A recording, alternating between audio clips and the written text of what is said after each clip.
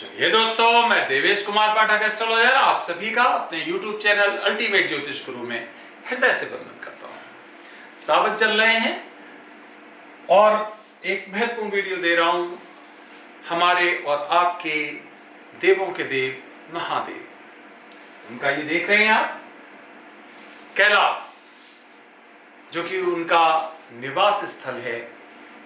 हमारे वेदों में हमारे जितने भी धार्मिक ग्रंथ हुए हैं उनमें सब में इसका विवेचन मिलता है कि शिव जी का जो अपना निवास स्थल है वो कैलाश है। इसकी ऊंचाई 6656 मीटर के लगभग है। इसका मतलब है एवरेस्ट से काफी कम है, लेकिन फिर भी यहाँ पर अभी तक इसकी किसी ने विजय इस पर प्राप्त नहीं कर पाई है। कोई ऊपर नहीं पहुंचा है सिवाय एक व्यक्तित्व के, जो कि वास्तव में एक बहुत ही डेडिकेटेड भक्त था और जिसको आप कहते हो कि जिसको पूरी तरह से समर्पण था पूरे अपने धार्मिक लाइफ में, हम कहेंगे। और उसके अलावा कोई भी वहां पर आज तक नहीं पहुंच पाया। कई देश के लोगों ने कोशिश की, कई बार उसे प्रतिबंध किया गया वहां पर क्लाइंब करना, आज भी प्रतिबंधित है। कुछ लोगों को जब भी परमिशन दिया गया तो या तो वो उनकी डेथ हो गई या फिर उन्होंने अपनी शुद्ध बुद्ध खो दी या कुछ और उनको इतनी प्रॉब्लम्स आई कि दोबारा से उन्हें फिर वहां जाने की हिम्मत नहीं हुई। देखिए, ये कैलाश तिब्बत में है, आपको पता ही है। यहाँ पर कहते हैं कि विशेष तरह से इसका निर्माण है। इसका मतलब क्या हो गया आगे आप देखेंगे, क्योंकि साइंटिस्ट ये जो हमारा जो मानव है वो मानने वाला नहीं है। वहाँ के बारे में तरह तरह की रिसर्च करेगा, पता करेगा। इसको ये नहीं है कि वहाँ ठीक है किसी ईश्वर का निवास है, सबने इसका वर्णन किया है तो नहीं मानेंगे, नहीं हम जरूर जाएंगे, तो ठीक है जाइए। उसी का रिजल्ट मिलता है बार बार कि जब हम ईश्वरीय शक्तियों में कोशिश करते हैं ज़्यादा से ज़्यादा इंटरफेरेंस करने की तो हमें दंड भोगना पड़ता है। याद होगा 2016 में आपको केदारनाथ जी में क्या हुआ था, यही हुआ था। वहाँ जाके लोग पिकनिक बना रहे हैं, वहाँ गलत काम कर रहे हैं, तो क्या किया, तो शिव जी ने एक दंड दिया और पल भर में सब कुछ वहां पर एकदम जिसको डिस्ट्रक्शन कहते हो वो दिखाई देने लगा। आप यहाँ देख रहे होंगे ये बहुत बड़ी शिला जो आप देख रहे हो, ये मंदिर है केदारनाथ जी का। मैं यहाँ दर्शन करने जा चुका हूँ। हमने 12 के 12 ज्योतिर्लिंग दर्शन कर लिए, फिर इसके अलावा अमरनाथ जी भी दर्शन कर लिए। चारों जो हमारे हिंदुस्तान में जो 4 कोनों पे जिसको कहते हो आप, वहां पर भी हम दर्शन कर चुके हैं। मीन्स सब जगह हमने दर्शन किए हुए हैं। वहीं हम केदारनाथ जी भी जा चुके हैं। देख रहे हो आप यहाँ पर इतनी बड़ी शिला जिसने इस मंदिर को बचाया। नहीं तो इतना तेज यहाँ पर जल स्राव था कि ये मंदिर बच नहीं सकता था। तो ये शिव जी ने स्वयं, देखिए आप, इतना बड़ा कहीं शिलाखंड आता है, कहीं जल से आता है, और अगर आता है तो इससे टकरा भी तो सकता था, इसे भी तो समाप्त कर सकता था, लेकिन नहीं, वहीं पर जाके रुक गया। तो आज भी लोग इसकी पूजा करते हैं, इसी की वजह से मंदिर बचा और ये शिव जी की कृपा। तो ये एक जगह नहीं, आप कहीं भी देखें ज्योतिर्लिंग में आप जाइए, इस समय सावन चल रहे हैं, विशेष तरह की अनुभूति होगी, बशर्ते आपको वो श्रद्धा हो शिव जी में। कई लोगों को श्रद्धा नहीं होती, वो केवल घूमने जाते हैं, वो उपहास उड़ाने जाते हैं, तो उनको उस तरह का एहसास होगा। तो इस तरह से आप एक जगह नहीं, आप देखिए अमरनाथ जी में जाइए। अमरनाथ जी भी मैं गया था, पूरी चढ़ाई इसी तरह से की थी। वहां पर भी विशेष तरह की अनुभूति होती है। वहां तो जाके मैं 45 मिनट तक साष्टांग ऐसे ही बिल्कुल पड़ा रहा था, बस यही कहते हुए कि शिव जी हमें सद्बुद्धि दो, आपने हमें ये मौका दिया जो आज हम आपके दर्शन कर पा रहे हैं। बहुत अनुभूति, पूरा का पूरा परिवार बनता है हर साल मई जून महीने में, और फिर अपने आप सब दर्शन करते हैं और लुप्त हो जाता है। तो इसका अर्थ क्या हुआ, इनके आपको चमत्कार हर जगह दिखाई देते हैं। दुनिया के किसी भी कोने में चले जाइए, किसी भी कोने में आपको शिवलिंग मिलेगा, किसी भी कोने में शिव जी के आपको अवशेष मिलेंगे। कब से हैं पता नहीं। अभी एक साइंटिफिक रिसर्च हुई है जिसमें बताया गया है कि एक जो मूर्ति प्राप्त हुई है, जो एक अवशेष मिले हैं, वो 28,000 साल से भी पुराने हैं। समझ सकते हो, 28,000, दुनिया की सबसे पुरानी मूर्ति बताया गया है उसको। वो भी किसी ऐसे आर्कोलॉजिकल विभाग के हेड ने की है, या फिर हम साइंटिफिक भी उसमें जो है इनपुट रहा है, उन्होंने ये बात कही है कि 28,000 ईयर्स से ज़्यादा का है। कोई दूसरे धर्म के हैं वो लोग, फिर भी उन्होंने उसका रिसर्च किया।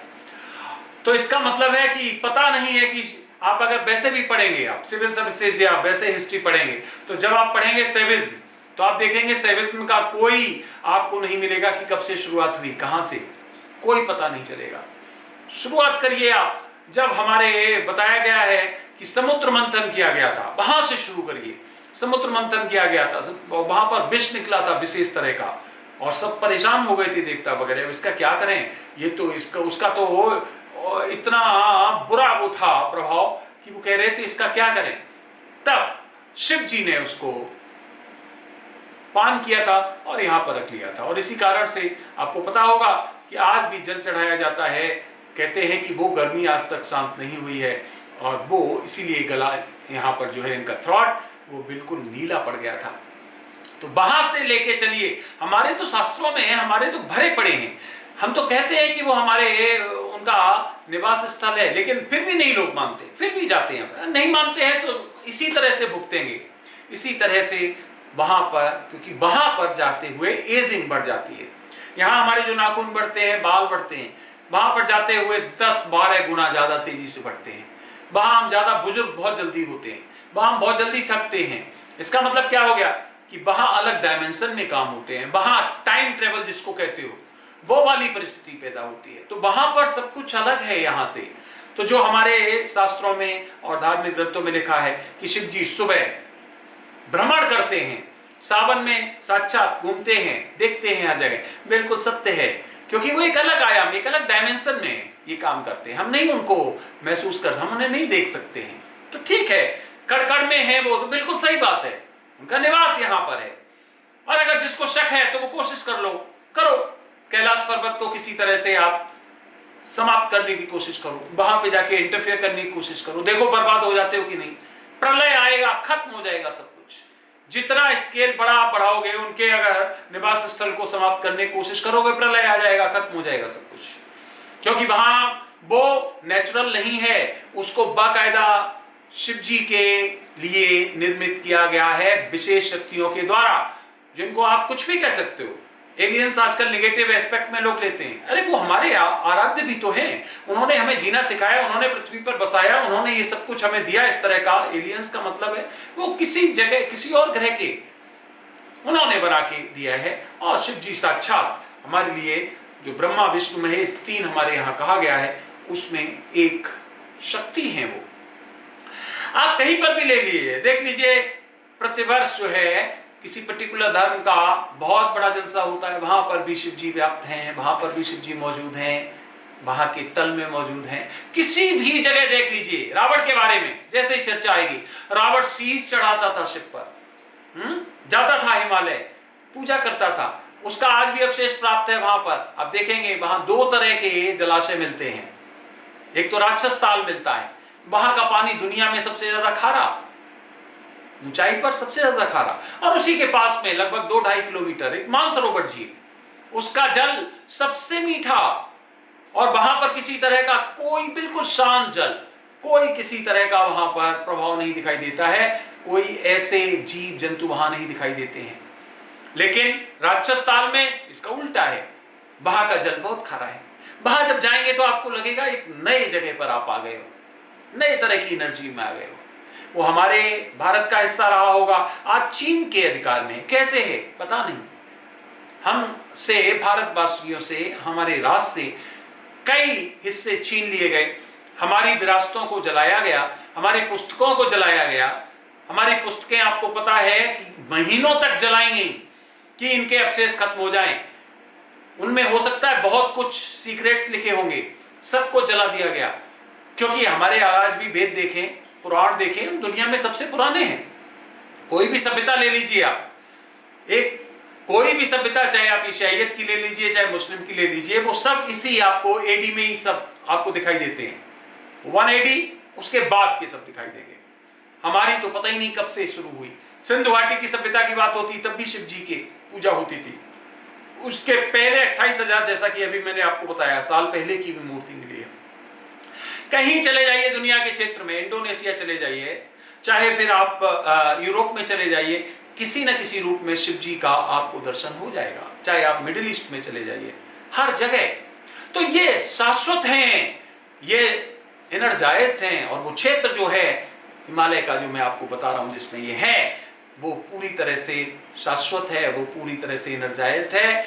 वहां से कोई भी व्यक्ति आप देखिए, वहां पर हजारों लोग समाधि की तरह हैं। इसका मतलब पूजा करते हैं जितने बौद्ध, 4 धर्म जो है वो उसको अपना एक बहुत ही, जिसको धार्मिक स्थल कहते हैं, वो मानते हैं। चाहे वो जैन धर्म हो, चाहे वो बौद्ध धर्म हो, चाहे वो सनातन धर्म हो, और यहाँ तक कि सिख धर्म के भी जो गुरु नानक देव जी थे, उन्होंने बद्रीनाथ के पास अपना एक स्थापित किया था। तो इसका अर्थ क्या हो गया कि कुल मिला के हिमालय क्षेत्र जो है, और उसमें भी कैलाश जो है, वो विशेष तरह की शक्तियों से ऊर्जित है, विशेष तरह की वहां पर जो है एनर्जाइजेशन है। इसलिए इसको वैसे भी अगर देखें पृथ्वी के उससे, तो 6666 लगभग जो नॉर्थ पोल से इसका दूरी पड़ेगा जाके, और अगर साउथ से देखें तो इसका डबल है। तो इसका मतलब एक तरह से उसको बड़ी अलग तरह से बसाया गया है। वास्तु की तरह से अगर हम देखें तो ये लगता है बहुत ही प्लांट वे में है, और वो नेचुरल नहीं है। उसमें तरह तरह के पत्थर, अलग अलग दीवारों में आप देखें अलग अलग तरह के पत्थर हैं। वहां पर रेडियो एक्टिव पदार्थ बहुत ज्यादा प्राप्त होते हैं। वहां पर एजिंग, अभी आपको बताया, अलग अलग डायमेंशन। तो वहां जाने के लिए, वहां पर रहने के लिए विशेष तरह की शक्तियों की आवश्यकता होती है, जो कि आम व्यक्ति में नहीं होती हैं। तो इस तरह से जो मेरा कहने का प्रयास है वो ये है कि ईश्वर को छोड़ दीजिए, उनके निवास स्थल को डिस्टर्ब मत कीजिए, उनको रहने दीजिए, नहीं तो बर्बाद हो जाएगी दुनिया, सब बर्बाद हो जाएंगे। अगर विश्वास नहीं है तो करके देखो, खुद भी मरोगे, दूसरों को भी मारोगे।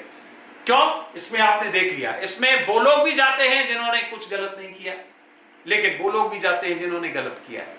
तो इसलिए ऐसे शिव जो है वो साक्षात प्रमाण है। दुनिया के किसी भी धर्म में और किसी भी देवता के बारे में इतने आपको साक्ष्य नहीं मिलेंगे। किसी भी ज्योतिर्लिंग पे चले जाइए, आप देखिए अमरनाथ जी पे, आप देखिए किसी हर जगह पे तरह तरह के आपको मिलेंगे। उज्जैन में देखिए, आप वहां जाएंगे, नासिक में देखिए, जहां से कई तरह की नदियां, उनके अवशेष मिलते हैं कि यहां पर इसको मारा था, देखो ये अवशेष है। हर चीज का वहां पर आपको एक, जिसको एविडेंस कहते हो, वो मिलेगा, एक एविडेंस मिलेगा। इसका मतलब आपको उसका पूरा का पूरा एक सामने दिखेगा आपको कि हाँ, ये इसका हमारे लिए एक उदाहरण है जो हम देख पा रहे हैं। तो शिव जो है वो वास्तव में संपूर्ण शक्ति है, और वो यही हमारे साथ है। उनका निवास स्थल कैलाश है, और इसलिए हमें बहुत ज्यादा ऐसा नहीं होना चाहिए जिसको कहते हैं कि नहीं, हम तो कैलाश के बारे में जरूर जानेंगे, हम उस पर हवाई जहाज उतारेंगे, हम उस पर हेलीकॉप्टर उतारेंगे, हम उसकी रिसर्च करेंगे, हम उसके अंदर प्रवेश करेंगे, ये अंदर से खोखला है और यहाँ क्या क्या है। तो ठीक है, अगर है ऐसा आप करना चाहते हो तो करो, उसका रिजल्ट आपको जरूर मिलेगा। तो इसलिए फ्रेंड्स, मेरा बस यही कहना है, सावन चल रहे हैं कि शिव जो है वो सत्य है, शिव ही सत्य है, और वो सत्य ऐसा है कि जो बहुत पावरफुल है, जो अलग डायमेंशन में निवास करता है, लगातार वो भी किसी और की तपस्या में विद्यमान रहता है, और इस दुनिया को बचाने के लिए, इस दुनिया का नाश करने के लिए, इस दुनिया को संरक्षित करने के लिए वो लगातार यहाँ पर देख रेख करता है, दृष्टि देता है। शिव के एक दो नहीं है, हम तो कितने बताएं आपको, हजारों। कहीं पर लगातार ओम लिखा जाएगा, कहीं सूर्यास्त में ही आप देखेंगे तो स्वास्तिक का निशान आपको दिखाई। मीन्स ये तो इतने हैं कि एक एक बताएं तो कई दिन गुजर जाएंगे, लेकिन उनका महात्म समाप्त नहीं होगा। तो यहां केवल यही बताने का, दुनिया के लोगों के लिए, दुनिया के धर्म है उनके लिए, आप किसी भी धर्म में देख लीजिए, इतने आपको चमत्कार कहीं नहीं मिलते होंगे जो साक्षात दिखाई देते हों, कहीं नहीं मिलते होंगे। तो इसका मतलब है शिव जिसका कोई अंत नहीं है, जिसकी कोई शुरुआत नहीं है, जो सदा से था, हमेशा से था, और जो हमेशा रहेगा। इसलिए हमें बहुत ज्यादा नहीं बनना चाहिए क्या साइंटिस्ट, या बहुत ज्यादा हमें जिसको कहते हो कि छोटी छोटी चीजों को पता करना नहीं बनना चाहिए, अदरवाइज हम सफर रहेंगे। तो फ्रेंड्स, सावन चल रहे हैं, आप भी तपस्या करिए, क्योंकि शिव सत्य है, बहुत जल्दी क्रुद्ध होते हैं, बहुत जल्दी खुश होते हैं, प्रसन्न होते हैं, और वो अभीष्ट दे सकते हैं, क्योंकि उनमें वो शक्ति है, वो कुछ भी कर सकते हैं। और वो यहीं पर इसी कैलाश पर दुनिया के लिए एक उदाहरण है। दुनिया क्यों नहीं कर पाया अभी तक, उसको क्यों नहीं विजिट कर पाया? भाई हम देखें तो एवरेस्ट जो है वो 88,000 से ज्यादा ऊंचाई है उसकी, मीटर 88,000 समथिंग, ये केवल 66,000 समथिंग है। लेकिन एवरेस्ट को कितने बार जीता, कितने लोग उस पर चढ़ गए आज तक? बहुत, हजारों। इस पर किसी की आज तक विजय नहीं हो पाई है। और जिन लोगों ने जाके देखा है, या तो उनका मति भ्रम हो गया, या वो पागल हो गए, या वो खत्म हो गए, मर गए, या फिर वो और परिस्थितियों में फंस गए। तो इसलिए ऊर्जित है, शिव सत्य है, उसके बारे में कोई क्वेश्चन नहीं उठाया जा सकता है। और वो बहुत समय से हमारे मनीषियों ने, संतों ने, परशुराम जी थे, उन्होंने इनकी पूजा की।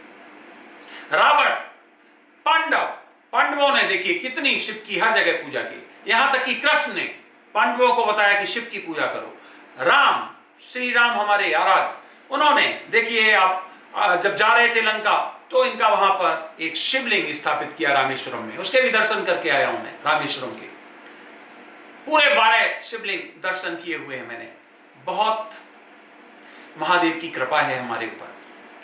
तो कहीं पर आप देख लीजिए, कोई भी इतिहास उठा के देख लीजिए, वहीं आपको लगेगा। मक्का में देख लीजिए, चलिए बता देता हूं, वहां पर भी आप नीचे देखिए, मिलेगा इनका एक शिवलिंग वहां पर भी मौजूद है।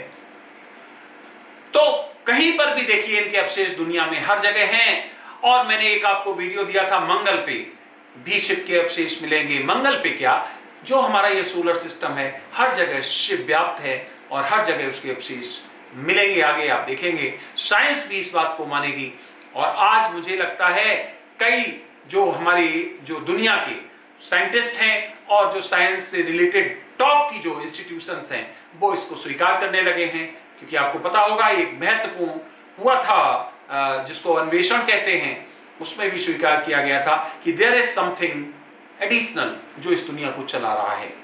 तो शिव शक्ति निश्चित तौर पे व्याप्त है हर जगह, और हमें बहुत ज्यादा उनमें व्यवधान नहीं करना चाहिए। ये ठीक उसी तरह है जैसे हम मनुष्य हैं, और मान लीजिए ये जितने भी छोटे हमसे जीव जंतु हैं, चींटी ही मान लीजिए, मच्छर मान लीजिए, चूहे मान लीजिए, कुछ भी, ये जब तक हमें परेशान नहीं करते हम इनको नहीं मारते हैं।